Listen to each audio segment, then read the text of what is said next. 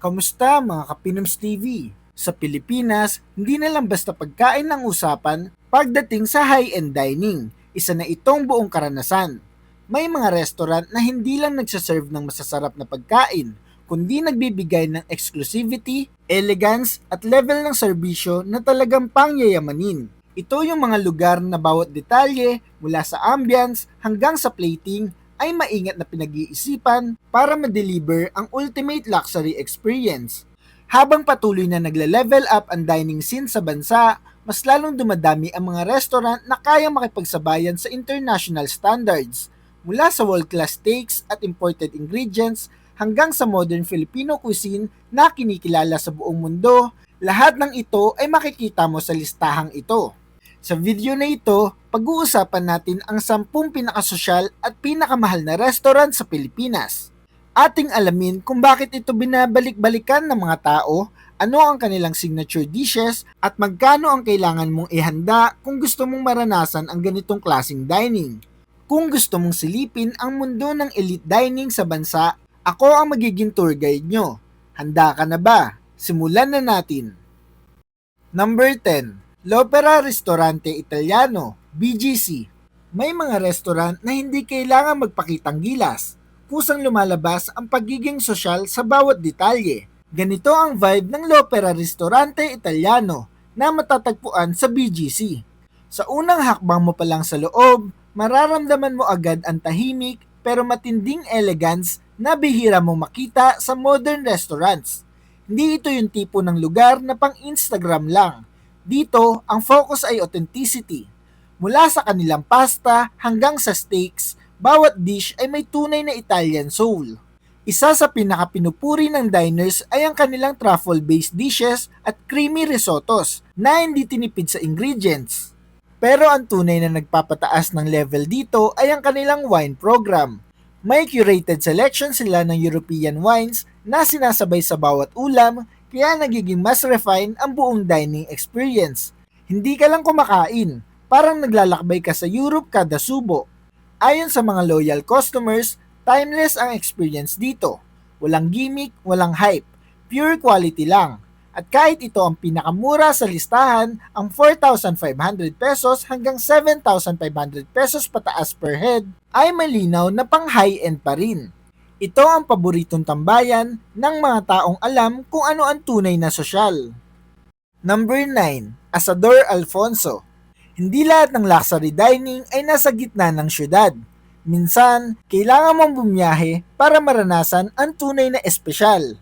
Ang Asador Alfonso ay isang lugar na hindi mo basta nadadaanan. Pinupuntahan talaga ito. Matatagpuan ng restaurant sa Alfonso, Cavite. Pagdating mo, parang ibang mundo ang sasalubong sa'yo. Modern architecture na napapalibutan ng kalikasan, tahimik na ambience, at isang setting na halos parang private retreat. Ito pa lang, sulit na ang experience, pero nagsisimula pa lang ang highlight.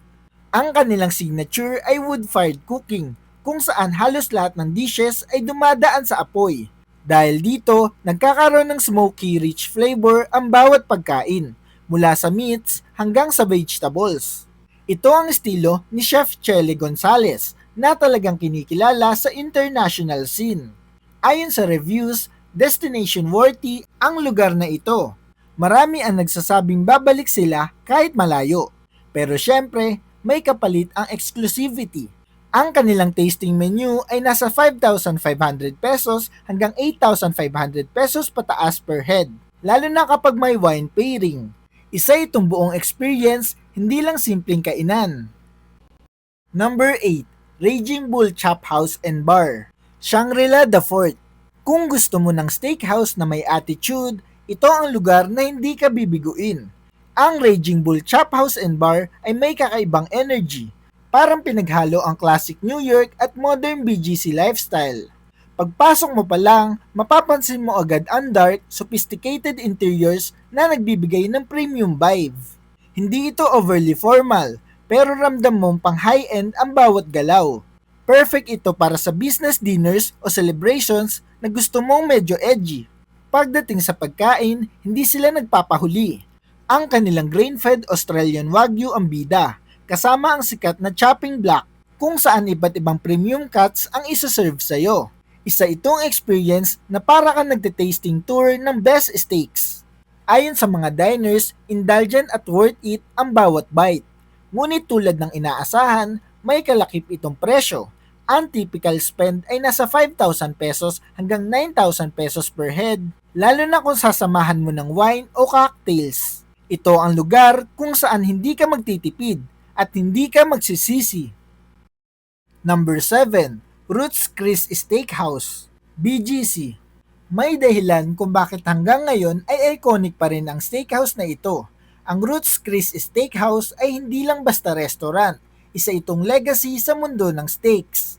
Ang kanilang pinakakilalang signature ay ang sizzling plate experience. Sineserve ang steak sa sobrang init na plato na may kasamang butter na patuloy na kumukulo. Kaya bawat hiwa mo ay mainit at juicy pa rin. Simpleng konsepto pero napaka-effective. Ang kalidad ng kanilang beef ay hindi rin biro. Gamit nila ang corn-fed, custom-aged Midwestern beef na kilala sa lambot at richness. Ang ribeye at filet mignon ang madalas na nire-rekomenda ng mga regular customers. Ayon sa feedback, napaka-consistent ng lasa at serbisyo. Kahit ilang beses kang bumalik, may mga set menu na mas sulit pero kapag nag-a la carte ka, doon mo mararamdaman ang tunay na luxury. Ang typical spend ay nasa 5,500 pesos hanggang 9,500 pesos per head, lalo na kung may sides at wine, classic, refined at walang kupas.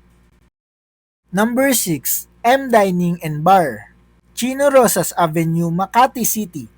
May mga lugar na hindi mo makikita sa trending list, pero sila ang tunay na pinupuntahan ng mga elite. Ang M Dining and Bar ay isa sa mga best-kept secrets ng high society. Pagpasok mo, mararamdaman mo agad ang pagiging exclusive. Hindi ito maingay, hindi crowded, parang private club ang dating.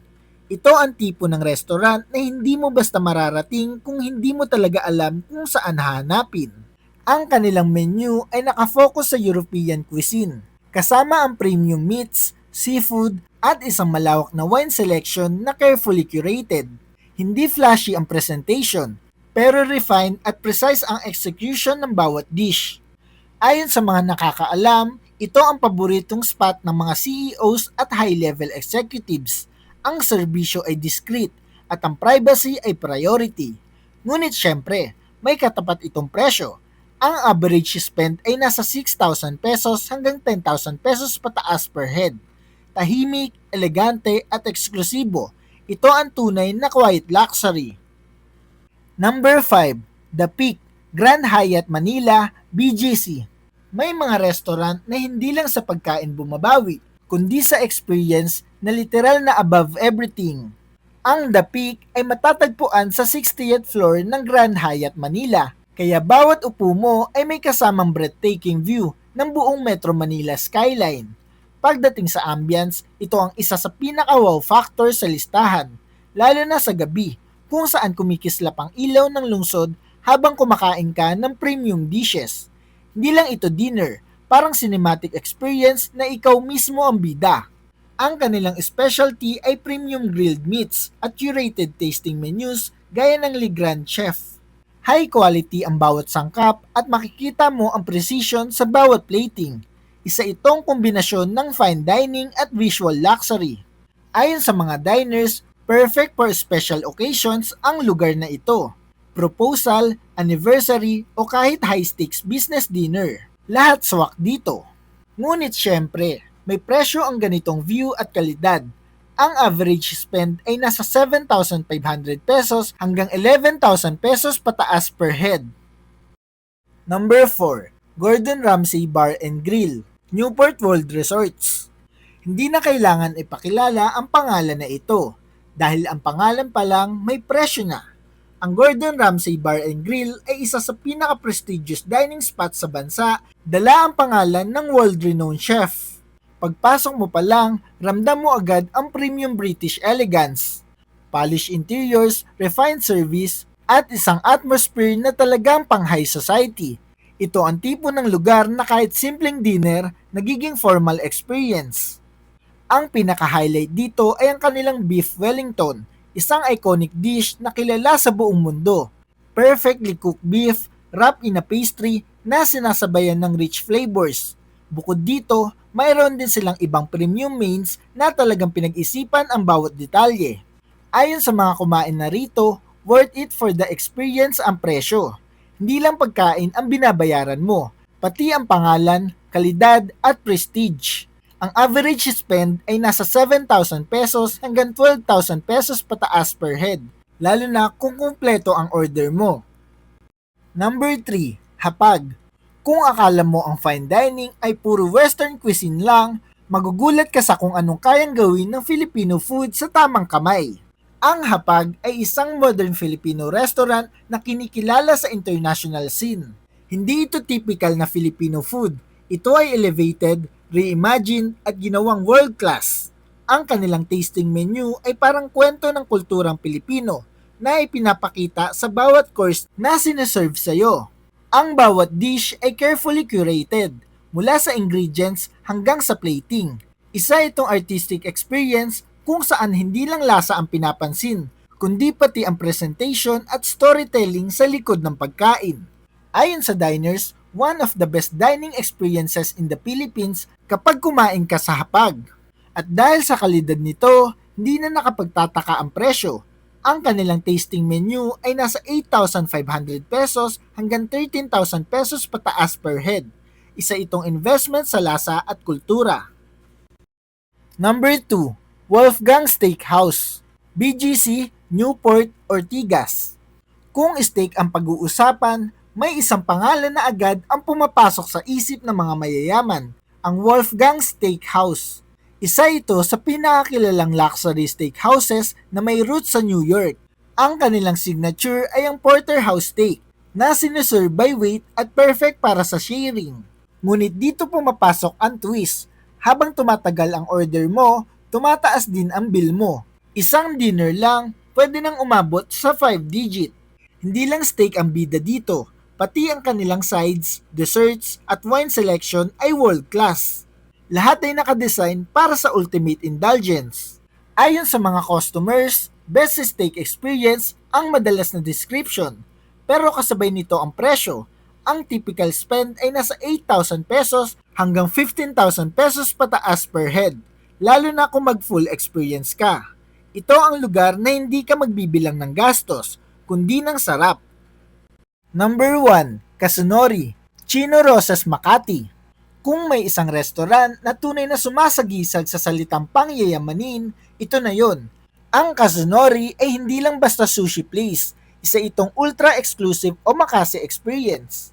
Dito, ang mga isda ay nililipad pa mula Japan araw-araw, kaya garantisadong fresh at premium ang bawat piraso. At kung makakakuha ka ng pwesto sa chef's table, makikita mo mismo kung paano ginagawa ang bawat sushi. Isang intimate at luxurious experience. Hindi ka pipili ng pagkain dito. Ang chef ang bahala sa'yo. Ito ang essence ng omakase, tiwala. At sa bawat course, mararamdaman mo ang precision, skill at artistry na bihira mong makita. Ayon sa mga naka-experience na, once in a lifetime ang dining dito. Ngunit syempre, may katumbas itong presyo. Ang average spend ay nasa 12,000 pesos hanggang 18,000 pesos pataas per head at minsan ay mas mataas pa. Ito ang tunay na definition ng luxury dining sa Pilipinas. At iyon nga mga Kapinoms TV, ang 10 pinakasosyal na restaurant na talagang pangyayamanin. Ito ang mga restaurant na pinakasosyal sa Pilipinas na talagang pinupuntahan ng mayayaman. Hindi lang dahil sa pagkain, kundi dahil sa buong experience na hindi mo basta makikita kahit saan. Mula sa sky high dining hanggang sa intimate omakase, malinaw na ang luxury dining ay isang mundo na kakaiba ang level. Ngayon, gusto kong malaman mula sa iyo, alin sa mga restaurant na ito ang gusto mong subukan? May alam ka pa bang mas mahal o mas sosyal na wala sa listahan? At kung bibigyan ka ng chance, alin dito ang first mo talagang pupuntahan? I-comment mo sa baba ang sagot mo para mapag-usapan natin yan. I-comment mo rin kung tagasan ka para ma-shoutout ka namin sa mga susunod na video. Kung nagustuhan mo ang ganitong klaseng content, huwag kalimutang i-like, i-share ang video at mag-subscribe sa ating channel. para updated ka sa mga paparating pa nating videos. Mga Kapinoms TV, maraming salamat sa panonood. Hanggang sa muli, ito ang Pinoms TV.